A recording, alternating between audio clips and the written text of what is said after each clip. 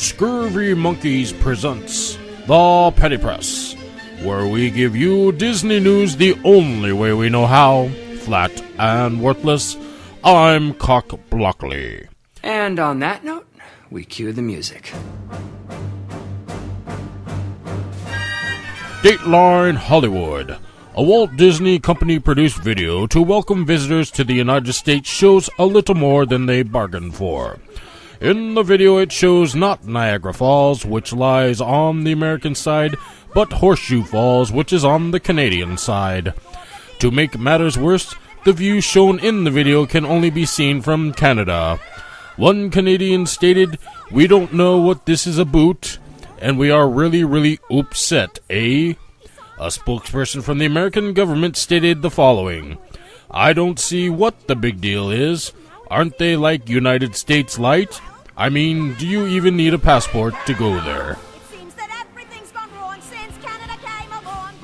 Dateline Milwaukee.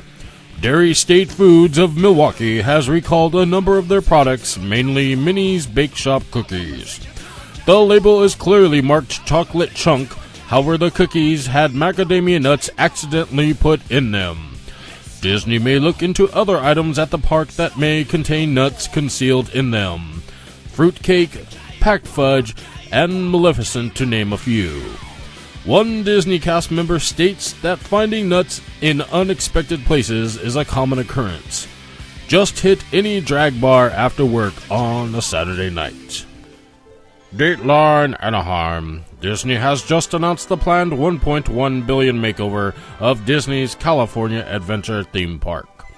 This is the most expensive and extensive plan to bring life back into a Disney theme park. Some of the ideas were to show the era when Walt Disney arrived in Burbank, California to start Disney Studios. Some of the classic Disney features that will help bring that era to today's public will be Toy Story, The Incredibles, and Cars. Other ideas to make the theme park a viable destination were to add a castle, snow-peaked mountain, and a turn-of-the-century Main Street. The refurb starts in 2008. Dateline Orlando. Disabled advocates try to get Walt Disney World to lift the ban on the use of Segway transports for all guests. Supporters of the ban lift say it's an easier way for physically challenged individuals to get around the park.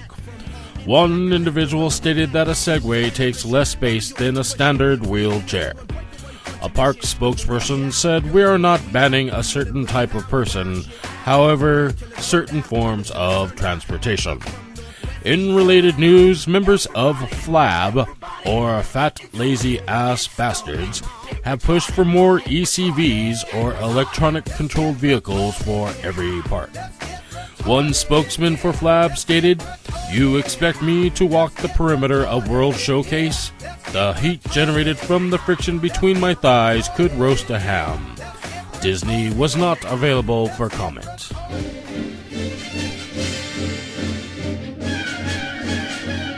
I'm Cock Blockley, and you are listening to The Petty Press.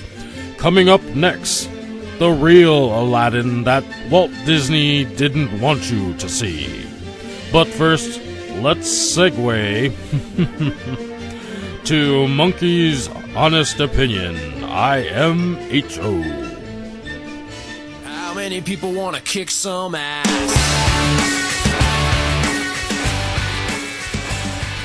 Maybe Disney should recall the cast members' mouths. I'm sure you can find plenty of nuts near those. What did you say, Monkey? Huh? What? What? I don't say nothing. Hey everybody, it's Monkey's Honest Opinion, where Monkey gives you his opinion on whatever he damn well pleases. This week it is segues. Not the horrible segue that Cock Blockley just gave me. I'm Cock Blockley. I'm now segueing into Monkey's Honest Opinion, because I'm so clever. No, you're not. Anyways, segways.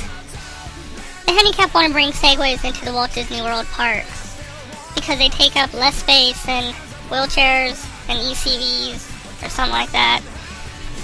But I think the real question here is, if you can't walk, how are you going to stand on a Segway all day?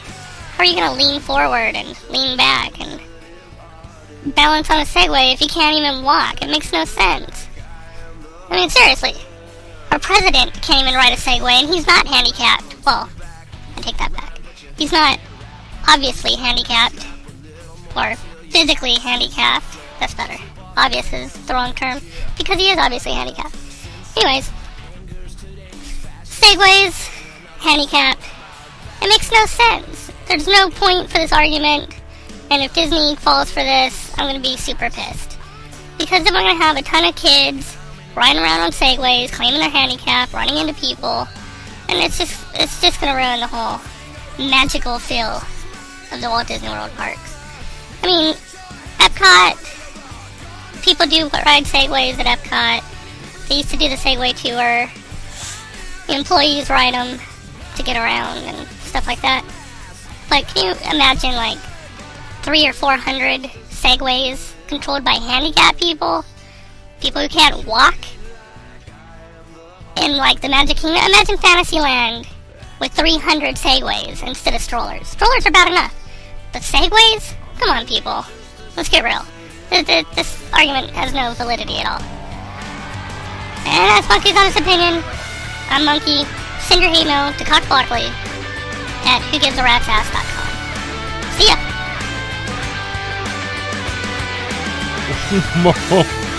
Oh, Monkey. If bestiality wasn't illegal, I would love you. Welcome back to the Penny Press. I'm Cock Blockley. Dateline Orlando. Disney has revealed its new logo for the rethemed and named Disney's Hollywood Studios, formerly Disney MGM Studios. Some critics say the new logo sporting Mickey and the new park name in a standard deco font is rather simple and unimaginative. When asked about the simplistic logo, a Disney artist stated, "We want to keep it simple and cheap, so it'll be easier to change when the park is rethemed in 2009 to Pixar Place." Dateline Bean Duong. Disney has invaded Vietnam, with stationery, that is. In a joint deal with Vietnam-based Apex Media, Disney has agreed to license out some of their characters for stationery, cards, and print media books. The books will be used for educational purposes such as social science, geography, and history. The first history book to be published will feature Goofy playing the United States President, who unceremoniously invades their country and tries to convert them to democracy. Hollywood director Oliver Stone has already bought the rights to the book and will begin filming in 2008. You have been listening to The Penny Press, where we give you Disney news the only way we know how, flat and worthless. For Monkey Fancy Beavers, I'm Cock Blockley. You take 5, America. The Penny Press is a Scurvy Monkeys production, written, acted, and produced by Howley by Design and Proud Monkey.